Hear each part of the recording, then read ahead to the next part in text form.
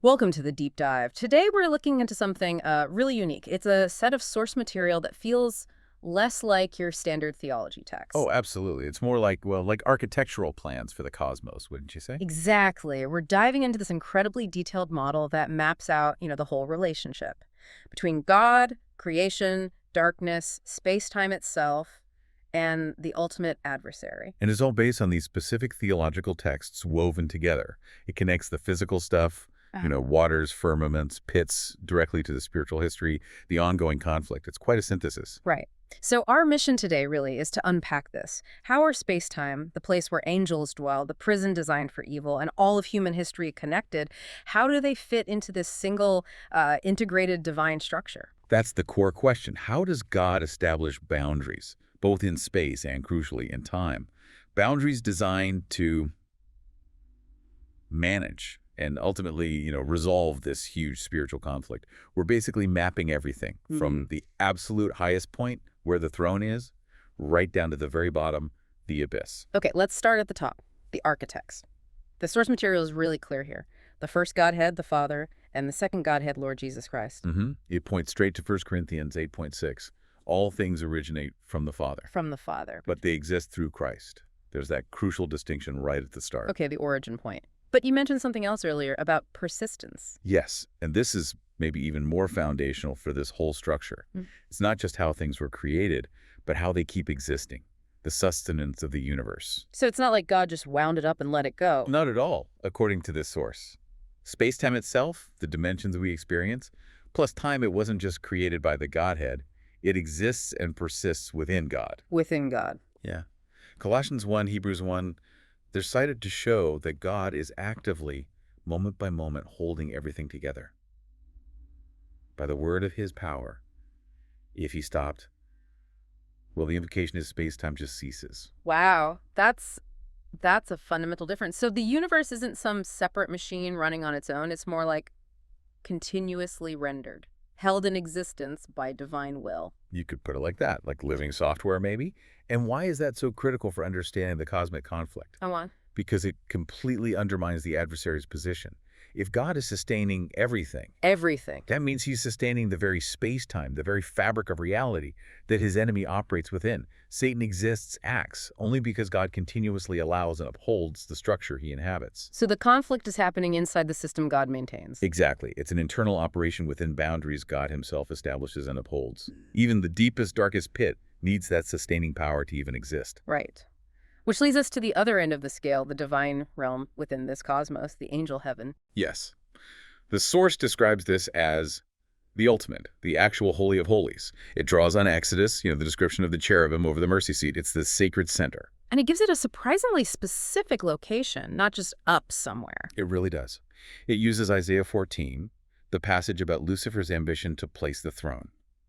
Above the stars of God, on the Mount of Assembly in the far north, above the highest clouds. So it's defining a cosmic North Pole almost, an absolute apex. Pretty much. It establishes the ultimate up within this structured space-time. And that specific location, that highest point, becomes the target the enemy aims for. It also defines the need for the ultimate containment structure below. Okay, so if the throne is the maximum height, the prison has to define the maximum depth. God decides to confine Satan, great, that's the name used to this lower realm, Sheol or Hades. Correct. But again, the source isn't vague. It talks about the architecture of this prison. How so? It explicitly calls Sheol Hades a pit, and it uses this specific transliteration, gudungi. Gudungi. What does that convey? It emphasizes it's not just any hole, it's a huge, defined structural depression, a place built for darkness. And Isaiah 14, again, it talks about the adversary being brought down to Sheol, to the lowest parts, the eureka, the very side or bottom edge of this pit. So a structured hole, intrinsically dark, and the deeper you go into this gudang, The darker it gets. And the source speculates, logically really, that the absolute bottom of this pit is likely the abyss, the Mugiogang. Mugiogang from Revelation. That's the one, Revelation 9. It literally means bottomless pit. This is where that primordial darkness from Genesis 1, when the earth was formless and void, is concentrated, maybe even amplified. So the pit isn't just empty space. It's a purpose-built, possibly multi-layered prison, way down beneath the cosmos we see. It sounds less like just hell and more like a contained engineered structure like an inverted mountain range designed specifically for holding something. All right, now we hit what seems like a huge contradiction, maybe the strategic heart of this whole blueprint. We've defined this massive, dark prison, Sheol, Hades, and then God put something totally opposite right inside it. That's the strategic genius, according to this source. God establishes a realm of light, Eden, within the dark pit, right inside Sheol, Hades. Whoa, wait, Eden is in Sheol, not like on earth above it. According to this interpretation, yes. It completely changes how you see the garden. It wasn't a safe zone separate from the fight. It was a beachhead, deliberately placed in enemy territory. Okay, a beachhead implies a purpose, a fight. If Eden's in the darkness, what's Adam supposed to do there? Adam is created as, the source calls him, a small candle, a small light. His mission was active, it was confrontational. To conquer and rule the darkness right where Satan Great was already running rampant. So not just gardening, he was meant to push back the darkness? Exactly. Holding a perimeter of light against, well, an overwhelming darkness. Hold on, though. If Satan is Leviathan, this incredibly powerful king of arrogance, we'll discuss later, how is Adam, this brand new human, meant to succeed? Putting a small candle in the deepest dark sounds, well, doomed. And that's the tension, isn't it? The source highlights this. Adam's success wasn't about raw power. It was about obedience, about the truthfulness of God's command. His light wasn't his own power. It was derived, reflected light. The mission was to prove that simple obedience to God's sustaining word could hold ground, could even conquer the presence of evil, even when totally surrounded. And the angels, the morning stars, they got this. Apparently so. The source points to Job 38. When Adam was created, placed as that candle in the dark, the morning stars, the sons of God, they rejoiced, they sang together. Why? Because they saw Adam as the living proof, the mechanism designed to validate God's commandment right there in the heart of the conflict zone. It was a high-stakes play. Hashtag Tech Check 2.2, the cosmology of the creation days, a history lesson. Okay, so we have the geography, the placement, but this blueprint also weaves it into time, a strict chronology. The creation week from Genesis maps directly onto human history, right? Each day is 1,000 years. It's fundamental to this model. Time isn't random, it's structured. 6 days, 6 millennia, leading to a seventh of rest. It's a historical unfolding of the cosmic plan. Let's walk through it. Day 1, the first millennium. Day 1, first millennium, creating light, Genesis 1.3, let there be light. The source connects this straight to Adam being created in that first 1,000 years. He's the initial light, the small candle. Okay. Then it projects forward. The last Adam, Christ, fulfills this on a grand scale. He comes not just as a candle, but as the sun, the ultimate light, referencing Matthew 4. So day 1 contains both the start and the ultimate fulfillment of that light-bearing purpose. Origin and fulfillment in one day. Got it. Then we hit day 2, the second millennium, and you said this one carries a warning. Yes, day 2, second millennium, dividing the waters. This is huge in this cosmology. God creates the firmament, the Gunchang, separating the waters above from the waters below. Genesis 1, verses 6 to 8. And why ominous? What's the warning sign here? It's what's not said. It's a glaring omission, according to the source. Unlike other days, God does not declare this act of separation good. Huh. He doesn't say it's good. Why not? The source argues this silence is the absolute key. It unlocks the spiritual reality of the very air we breathe, the space right above us. Okay, so the firmament, the Gumchang, this dividing vault, what does it represent spiritually? The firmament, Gunchang, is the expanse. And through a linguistic link the source makes, it's also identified with the air, the atmosphere, Gongjang. Gongjang, the air. Yes. And this domain, this airspace created by the day 2 separation, is immediately identified as the territory of the ruler of the power to the air. Satan, Ephesians 2. Exactly. So by dividing the waters, God created this structured space below the highest heaven. And that space, the atmosphere, was essentially claimed or became the operational base for the adversary. So the air around us, the sky, it's not neutral ground in this model. It's the primary staging area where Satan influences the sons of disobedience. That's precisely the interpretation. Yeah. It makes the spiritual conflict incredibly immediate, palpable. It's happening right here in the Gomdom. And think about the history of the second And millennium. flood. Noah's flood. The perfect tragic parallel. God judges that entire domain, the lower waters in the atmosphere with the flood. And the ark, salvation, floats above those judged, chaotic waters, protected by the firmament structure. The historical event mirrors the cosmological structure established on that day. It's a direct echo. The millennium's events reflect the nature of that corresponding creation day. Okay, let's nail down those day 2 boundaries. What about the waters above the firmament? What are they? Those waters above the firmament remain distinct. They're called the glass sea, Yeribada. Glass sea, like in Revelation. Yes, Revelation 4 describes it as like crystal. It's not vapor. It's depicted as solid, stable, perhaps crystalline. This glass sea forms the ceiling of this cosmic structure. The ultimate boundary line. It is. The angel heaven, the throne we talked about, is situated above this glass sea. The source connects this to Ezekiel 1 and Psalm 104, where the throne is seen above an expanse, sometimes supported by cherubim.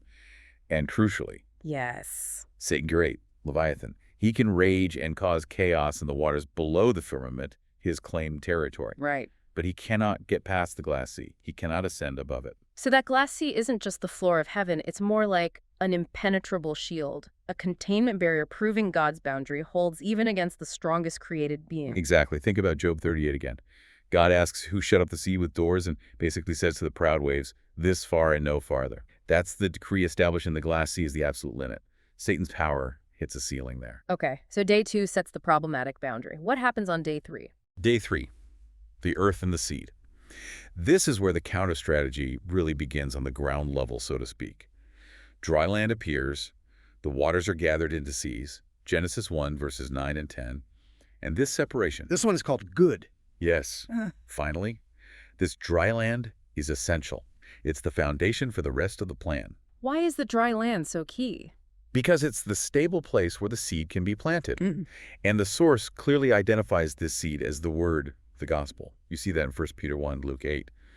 The dry land is where the potential for new life, for rebirth, takes root. And the goal of this planting Is that the humans who are reborn from the seed, restored to God's image, will eventually conquer and rule the very domains Satan claimed: the firmament, the Gongyang, and the lower waters, the seas. So the human mission, originating from the dry land and empowered by the word, is explicitly about reclaiming cosmic territory, a spiritual reconquest. That's it. The dry land becomes the staging ground for the forces that will ultimately displace the ruler of the air. Which brings us chronologically toward the end of this initial phase, day 6. Day 6, the completion of God's image. This corresponds to the 6th millennium. The source insists that the fulfillment of Adam's original purpose being fully restored, completed in the image of God, has to happen within this time frame. It's the culmination of the human story within the 6-day structure. And what does that completion look like? What defines it? It's about achieving the fullness of authority. Remember Genesis 1.26, rule the fish, the birds, the beasts. Day 6 is when God's images redeemed humanity fully emerge to actually do that. They successfully execute the mandate Adam failed at, governing the very realms the adversary had influenced or claimed. Reversing the fall's consequences in terms of dominion. Exactly. And the source ties this completion point not just to general spiritual growth, but to something very specific, almost numerical. Which is? The gathering of a specific, predetermined number of martyr witnesses. The souls under the altar in Revelation 6. Precisely. These are the ones who prove the truthfulness of God's commandment by laying down their lives. Their faithfulness, even unto death, fulfills a cosmic requirement. The source states this number must be fully gathered in the 6th day, the 6th millennium. Only when that quota is met does the age conclude or transition. That's quite a thought. The timing of the end is linked to a kind of spiritual accounting. Very specific. Okay, so we've mapped the space, the time, the purpose. Now let's zoom back in on the adversary confined within this structure. Satan Gray. The source gives him these powerful symbolic identities from Scripture. He's not just an abstract evil. Right, he's identified first as the tannin. What does that represent? The tannin is the dragon, or the great sea monster. Think Psalm 74, Isaiah 51, Ezekiel 29. It symbolizes immense chaotic power, often associated with the deep waters, those waters below the firmament, the realm of death and disorder he stirs up. Okay, the chaotic sea dragon. And the other key identity? Leviathan. This is the swift, twisting serpent, or sometimes depicted as a powerful crocodile. Psalm 74, again, Isaiah 27, and especially Job 41. The source really leans on Job 41 as basically a detailed profile of the adversary. A profile. What does Job 41 reveal about Leviathan's nature and power within this cosmic setup? It paints a picture of ultimate arrogance and unmatched strength, at least among created beings. Leviathan is called the king over all the children of pride. He's described as absolutely unmatched on earth, created without any fear. Job 41.33-34 are key there. Unmatched on earth. So the source is clear in terms of raw creaturely power within the cosmos. Nothing is stronger than Satan. He's the apex predator, the pinnacle of created might in that sense. But wait, If he's truly unmatched in strength, how can God contain him, let alone, as you said earlier, sustain him? Isn't that a contradiction? It's the core paradox, isn't it? His power, however immense, is still created, finite, and derived. The source constantly loops back to the sustainer. Yes, Satan is the strongest creature, but God sustains even him. He sustains the very space-time that contains him. Isaiah 40 is referenced here. God sustains all the stars, implies he sustains everything. So Satan's very being, his ability to act, even destructively, depends entirely on the ongoing allowance of the very power he opposes. Exactly. That reliance is his ultimate inescapable weakness, dependency. It exposes the hollowness of his claim to sovereignty. Hashtag tag 3.2, the adversary's domain and delusion. Okay, so we established Satan Great operates in the firmament, the Gongjung, and the waters below. That's his turf, so to speak. Yes, and his power fuels a profound delusion. As the Tannin, the great dragon, he doesn't just operate there, he deceives himself and tries to deceive others into thinking he actually created or owns that territory. Where does the source get that idea? Ezekiel 29 is crucial. The creature boasts, "This river is mine. I made it for myself." It's the ultimate squatter's claim, right? He's placed there, contained there by God, but convinces himself he's the landlord based on his presence and power. So he doesn't just occupy the space, he actively messes it up. He's the source of cosmic disorder. Ezekiel 32 compares him to a great sea monster, a tannin again, stirring up the waters, muddying the rivers. This isn't just about his conflict with God. The implication is he disrupted the peace of the angel heaven when he fell, and he continues to disrupt the order and maybe the function of Hades itself. He doesn't just live in the prison, he makes it a more chaotic, defiled place for everyone else confined there. He makes the prison worse. And connecting back to those waters below the firmament, that's where death operates. Precisely. Job 38, again, it connects those depths, the exploration of the deep, with discovering the gates of death. Because Satan, as Leviathan Tannin, claims rulership over these chaotic waters, he effectively controls the entry point to mortality for humanity after the fall. So the whole struggle for life, for immortality, is fundamentally tied to conquering this watery domain, Leviathan's kingdom of chaos and death. Okay, so the blueprint can't end with the adversary in control of death. The conclusion has to be victory over this geography of darkness and the one contained in it. How is that achieved? It comes through the last Adam's conquest, Jesus. He confronts death directly and the power structure of Hades itself. Hosea 13 talks about ransoming from the power of Sheol, redeeming from death. He breaks down the gates? Yes, he defeats the very gates of Sheol, the defensive structures Satan held. Matthew 16, the gates of Hades will not overcome it.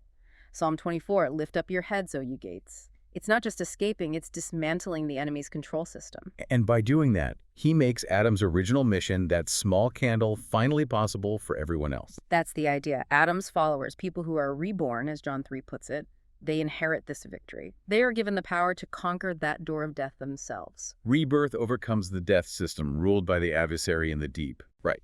And specifically, remember those martyr witnesses, the ones whose number completes the sixth day. They are the first fruits of this victory, raised in the first resurrection, as Paul describes in 1 Corinthians 15.